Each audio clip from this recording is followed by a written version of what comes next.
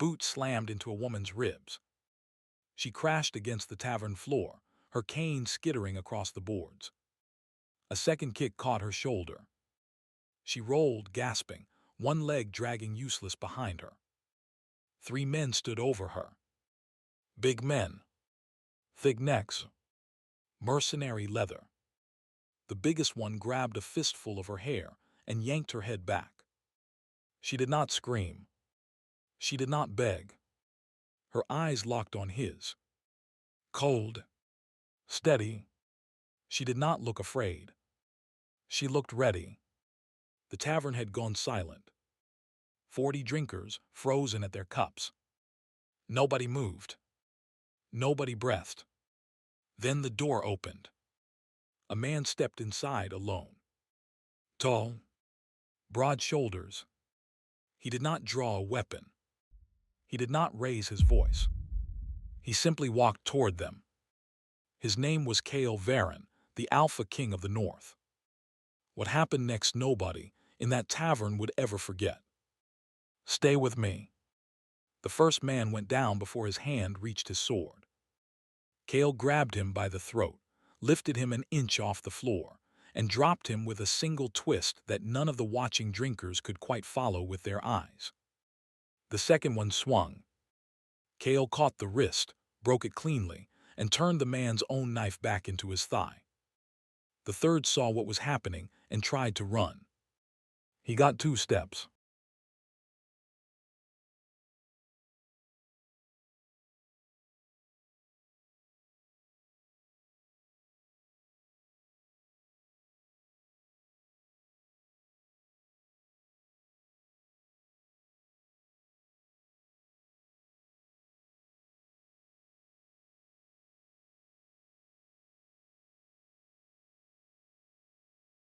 Up.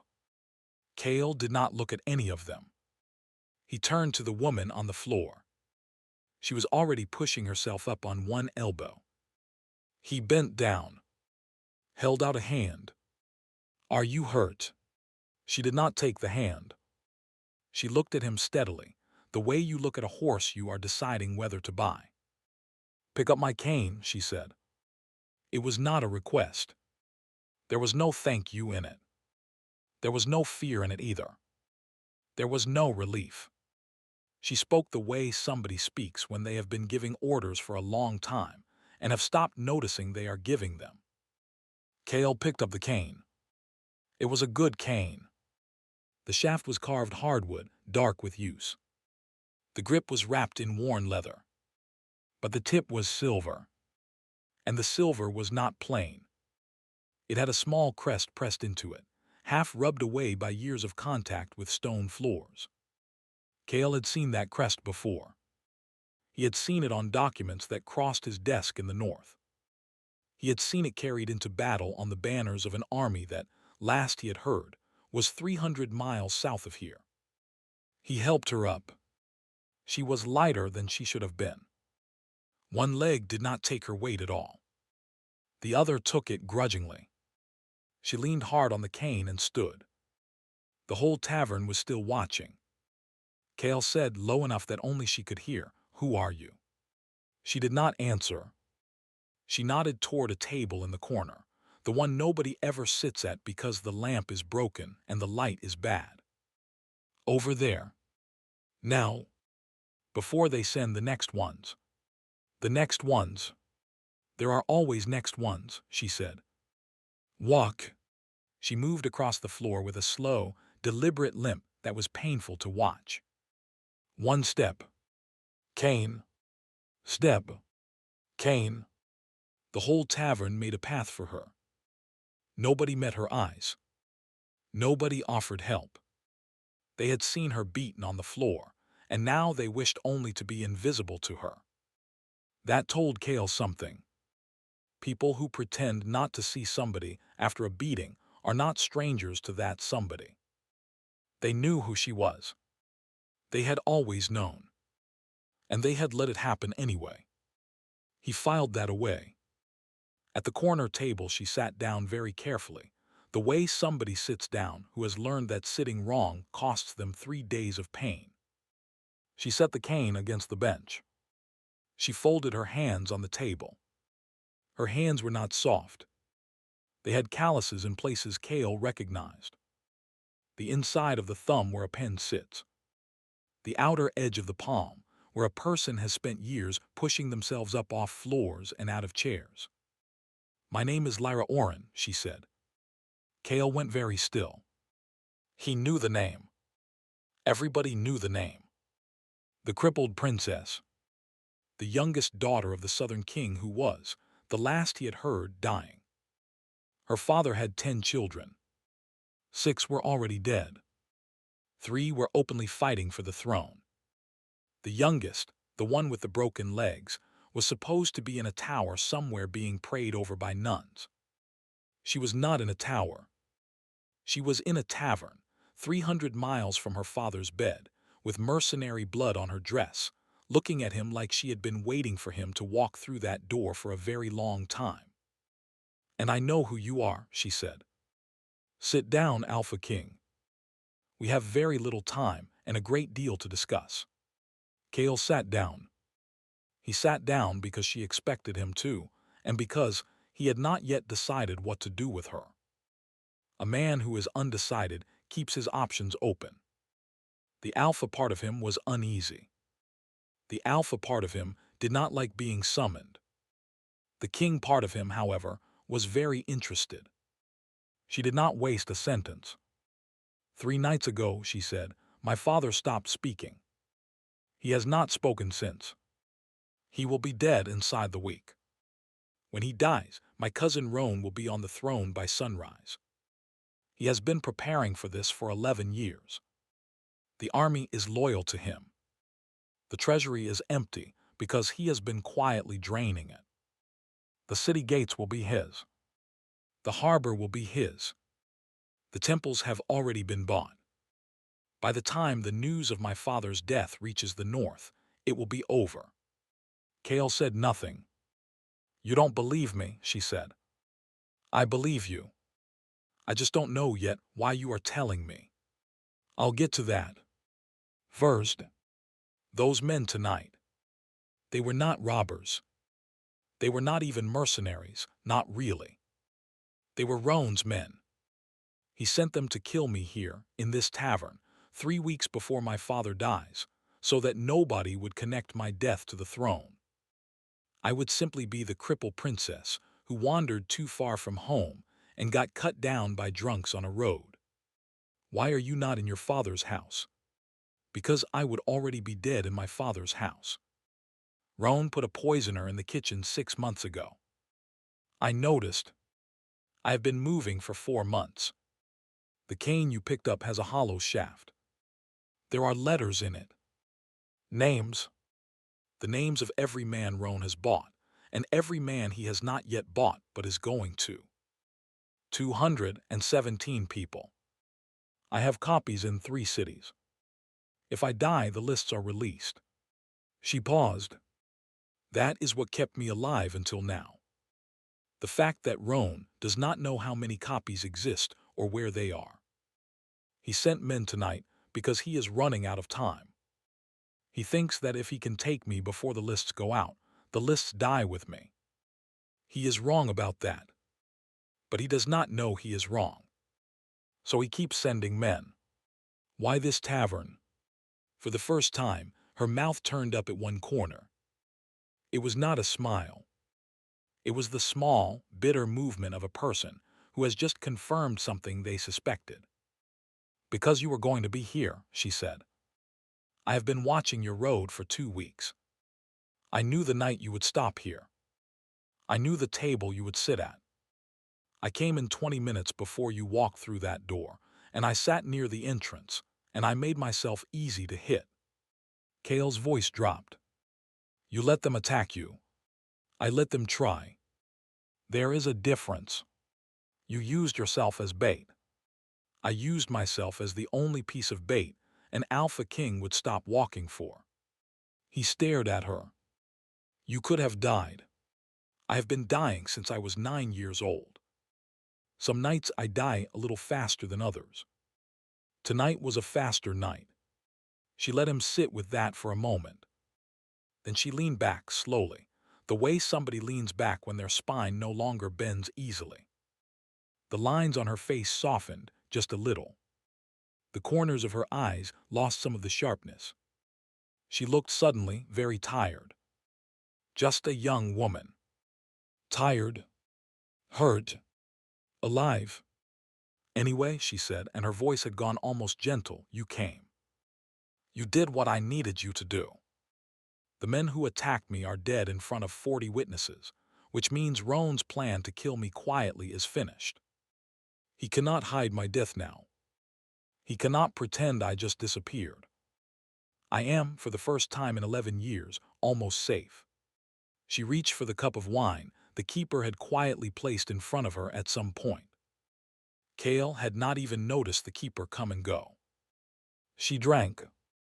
I should thank you. I have not yet.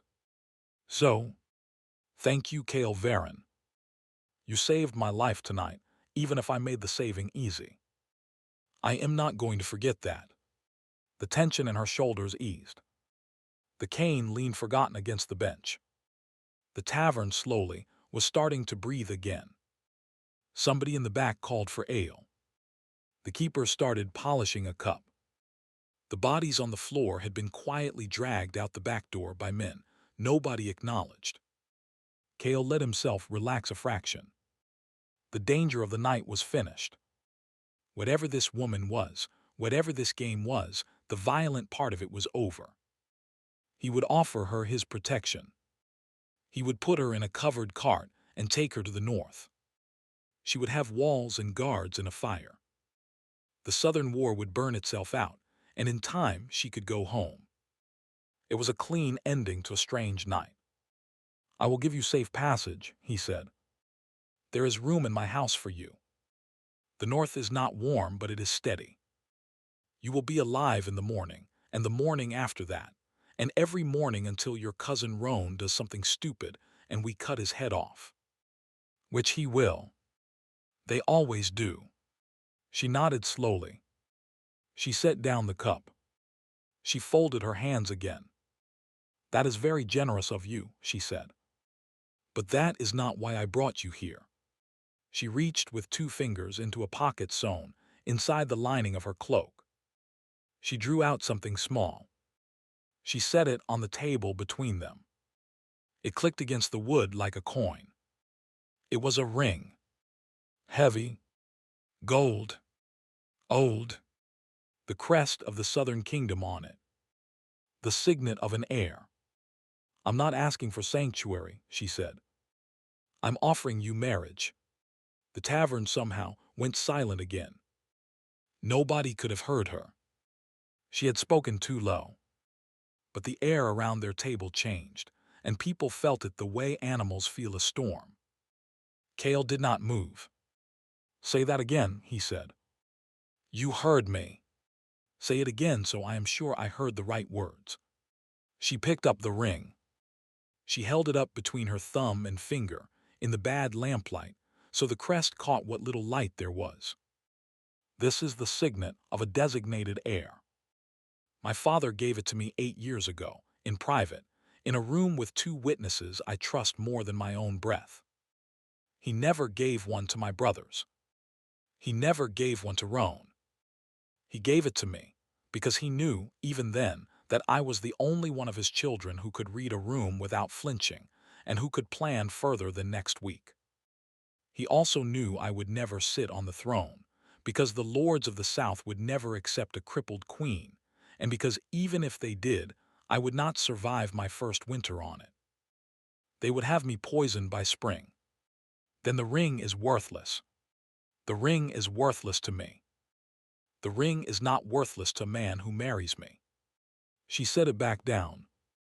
If I marry you before my father dies, in front of 2 priests and 3 lords I have already spoken to, then when my father dies, the ring becomes proof of designation. The army will not be loyal to Roan. The army will be loyal to whichever claim the priests recognize first. The priests will recognize the designation. The lords I have spoken to will swear to it within the day. The southern kingdom will pass to my husband, not to Roan. You are offering me a kingdom. I am offering you my kingdom, in exchange for very specific things. What things? She did not blink. 1. You marry me publicly, with full ceremony, and you give my husbandship the same weight your wolves give an alpha mating. None of this wife in name only arrangement. I am not going to be a piece of paper in your treaty drawer. I will be your queen, and you will introduce me to your people as your queen, and when I speak in your hall, your wolves will listen. 2. I do not run your north. You do. I am not going to lecture you on your forests or your packs. But I run my south. Through you. Through our marriage. The southern lords will swear to you because of me, but the day-to-day of the south, the harvests, the courts, the trade routes, the embassies, those are mine. You will not overrule me on a single southern matter without my counsel first. 3. She paused. This was the one that mattered. He could see it in her hands. There is something you do not yet know, Alpha King. There is a reason my cousin Roan is moving so fast. There is a reason the temples have been so quick to be bought. The south is not the prize. The south is the staircase. There is something underneath the south. Something old. Something my father has kept buried for 40 years, and which Roan has been told about, and which Roan intends to wake. If he sits on that throne, he will wake it. And when he wakes it, your wolves will not be able to stop it. Nobody will. Kale's spine very quietly started to feel cold. What is it? That is part of the deal. You marry me. I tell you what is buried under the south. We deal with it together. You do not take that information without taking me. I am not a book you can read and put back on the shelf, Alpha King. I am the woman who knows where the door is and how it opens. If I am dead, the door stays shut for now. If I am married to you, we open it on our terms. If Roan takes the throne, he opens it on his terms, and his terms are very bad for everyone. Kale sat there. He had walked into a tavern. He had pulled a beaten woman off a floor. He had been exactly 6 minutes inside the building. And the most dangerous mind he had ever met across a table was offering him a crown, a war, a buried thing he did not yet understand, and herself, in a single breath, with the calm of a merchant pricing wheat. He realized he had not breathed in some time. He breathed. Now listen. If you're still with me on this one, hit that subscribe button. Because what comes next is when she shows him the second half of what she's been planning. And the second half is worse. How old are you? He said. 23. How long have you been planning this? 11 years. She said it the way a stonemason says how long he has been building a wall. The door of the tavern banged open. 6 men walked in. New ones. Bigger ones. Better armed. The lead one had a crossbow already half raised. They had not come for Lyra this time. They had come for both of them. Lyra did not turn around. She had not even flinched at the sound of the door. On time, she murmured, almost to herself. Roan was always punctual. Then she looked Kale in the eyes. Decide now, she said. The crossbow bolt left the string before Kale had finished deciding. He moved without thinking. A hand on Lyra's shoulder, a shove to the bench, his body in front of hers. The bolt buried itself in the wood, an inch from where her head had been. The lamp went out. The tavern erupted. Kale was on his feet. The Alpha King most men in the South had only heard about, the one whose name was used to scare children in places where wolves had not been seen for a generation. That man, the real one, was now in the tavern. He went through the 6 men, the way wind goes through wheat. The crossbowman fell first, neck broken before the bolt was even reloaded. The second went down with a chair across his face. The third Kale grabbed by the belt and actually threw, across the room into the fourth, who collapsed under the weight. The fifth ran. The sixth drew a long curved knife and held his ground for perhaps 3 seconds, which was more than the others had managed. When it was over, Kale stood in the center of the room, breathing slowly, 4 men on the floor, one out the door, one whimpering against a post. He turned back to the table. Lyra was watching him. She had not moved. She had not even leaned away from the bench when the bolt struck it. She was sitting exactly as she had been sitting before. Hands folded. She said, "Decide." He sat down. He picked up the ring. He looked at it. He looked at the small crest, the careful etching, the weight of a kingdom in a single circle of gold. Then he looked at her. "You knew they would come tonight. I knew Roan would send a second wave the moment the first wave failed. I told you. He is running out of time. You knew I would be standing in the room when it happened. I hoped. You used me, Lyra. I gave you a chance to use me back. That is what an alliance is. That is what an alliance has always been." He looked at her for a long moment. He thought about a great many things in that moment. He thought about his packs, scattered across the cold valleys of the north, and the war that had been brewing on his eastern border for 2 years now. He thought about how many wolves he would lose in that war. He thought about the South, and how a Southern alliance would change the shape of every map he had on his wall.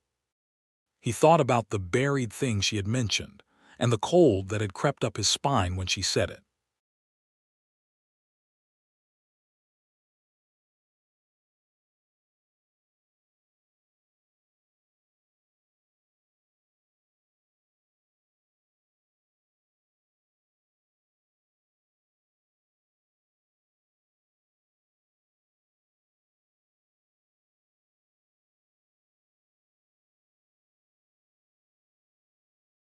And then she did something Kale did not expect.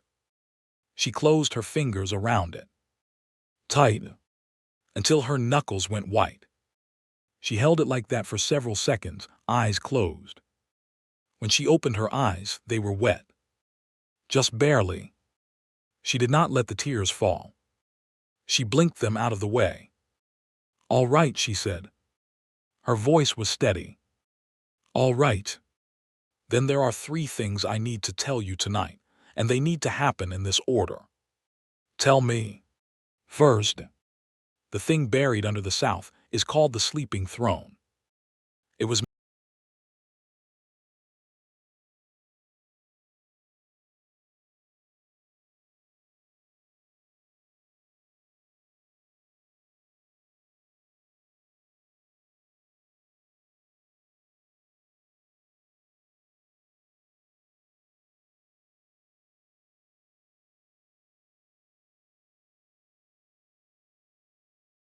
every covenant that holds the world's shape in place, including the one that gave your bloodline its wolves." Kale felt the cold crawl up his spine again, deeper this time. Second, the 2 priests I need to perform our marriage are 5 hours' ride north of here. The 3 lords who will recognize the designation are within a day's ride past that. We can do this in 2 days and have witnesses, and have the ring on a finger before my father stops breathing. After that, it is too late. Third, she paused. Her voice softened, almost imperceptibly. I want you to know something before you commit further.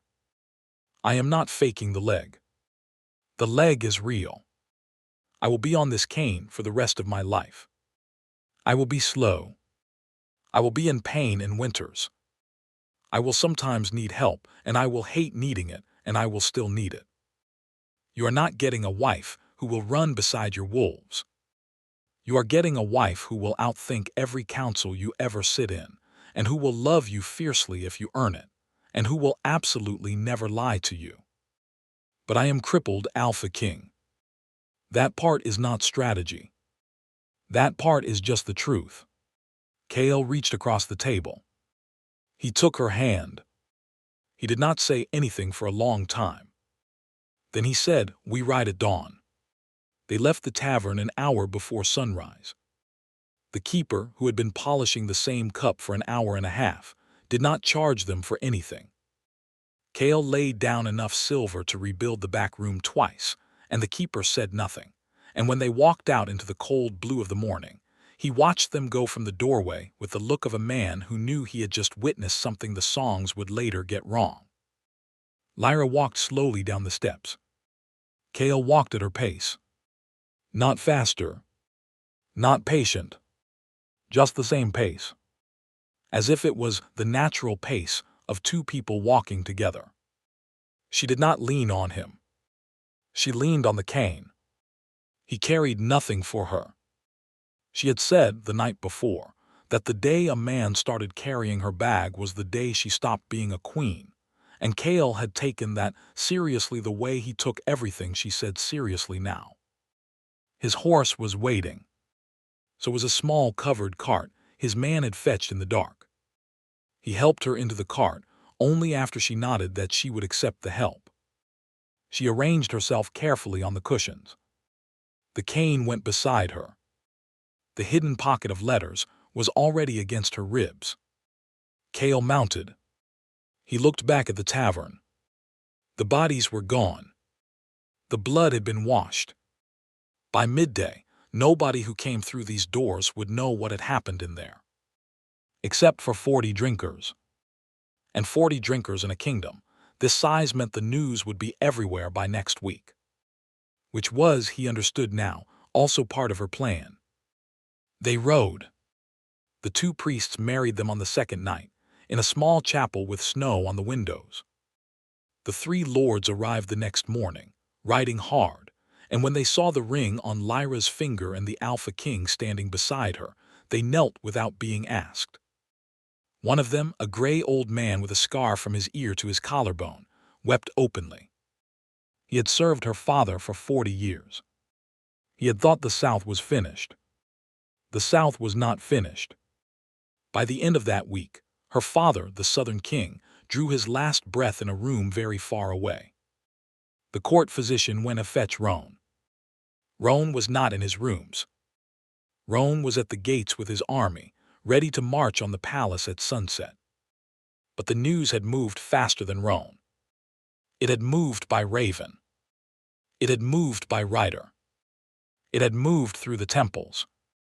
By the time Roan reached the throne room, the priests were already there with the proclamation. The army's senior commanders were already there too, which surprised Roan because he had paid most of them. They had simply taken his money for years and reported every payment to a quiet woman in a tower, who had filed each one in a book she kept under her pillow. The lists came out that same day. 217 names. Roan's name was at the top of every copy. He did not get the throne. He did not get a trial either, which is its own kind of mercy and its own kind of warning. The South does not always do trials. The South does what is fastest. By the time Cale and Lyra rode south to take her father's seat, the matter was settled. There were a great many empty chairs in the council chambers. The work of rebuilding the South began before the funeral had even finished. Lyra did not move into her father's old rooms. She moved into a smaller chamber, one with bigger windows and a hearth she could reach without help, and she set up her papers there. Cale watched her do it without comment. He had learned in their second week together that she did not need him to approve of her choices. She needed him to make his own. The sleeping throne, the thing under the South, they did not deal with that month or the month after. They studied. They read. They sent quiet riders to libraries Cale had not known existed. The waking would have to wait or be prevented or be controlled, depending on what they learned. That, she told him, was a problem for their second year. Their first year was for finding out who they were to each other. He found out slowly that she laughed in a way nobody had ever heard before. Quietly, with her eyes closed, as if laughter was something she had only recently been given permission to do. He found out that she would never say thank you for the small things, because thank you was a word she had been trained to say to enemies, and small kindnesses from people she trusted had to be received differently. So when he handed her a cup of tea in the mornings, she would put her hand briefly over his wrist. That was the thank you. He learned to feel it. She found out in turn that an alpha king who had never been told no by anybody in his entire adult life would, for her, sit through a 3-hour council meeting and let her run it, and only speak when she nodded for him to speak. The wolves accepted her. They accepted her the way wolves accept any creature that is too dangerous to challenge. With respect, with a careful distance, and eventually, when she had been there long enough, with affection. A year after the night in the tavern, Kale stood on a balcony in his northern hall and watched her below in the courtyard. She was teaching a young wolf girl how to read a council report. The girl was 11. Lyra was patient with her, in a way Kale had never seen anybody be patient. He thought about a fist on a tavern floor. He thought about a cane being kicked across a room. He thought about a woman who had let herself be beaten, on purpose, in front of 40 people, because she had decided that the most powerful man in 2 kingdoms was going to walk through the door at exactly the right moment. She had been right. She had always been right. He went down to the courtyard. She looked up when he came near, and she put a hand briefly over his wrist, and that was the thank you for nothing in particular and everything at once. And in a room very far below the Palace of the South, in a chamber nobody had unsealed in 40 years, something old turned over once in its sleep and waited.